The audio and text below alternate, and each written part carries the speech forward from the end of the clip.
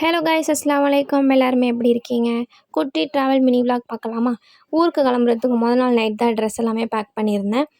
Next day morning ரினாஃபுக்கு என்ன dress போடலாம் அப்படின்னு சொல்லிட்டு அப்புறம் ஷூ எல்லாமே எடுத்து வச்சுட்டேன் நைட்டே.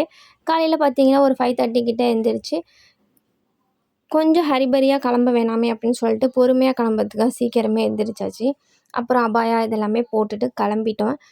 கரெக்டாக நாங்கள் வீட்டிலேருந்து கிளம்பும்போது 9:00 கிட்ட வீட்டிலேருந்து கிளம்புனோம். எங்கள் ஊர் ரீச் பண்ணுறதுக்கு கரெக்டாக 2:00 ஆகும் எப்படியும் அப்படின்னு சொல்லிட்டு, மதியானம் சாப்பாட்டுக்கு வீட்டுக்கு வர மாதிரி தான் வரணும் அப்படிங்கிற மாதிரி கிளம்பியாச்சு. கொஞ்சம் நேரம் டீ சாப்பிட்லாம் அப்படின்னு சொல்லிட்டு வடை, அப்புறம் ஆப்பிள் ஜூஸ் இதெல்லாமே சாப்பிட்டுட்டு கரெக்டாக வீட்டுக்குமே வந்துட்டோம்.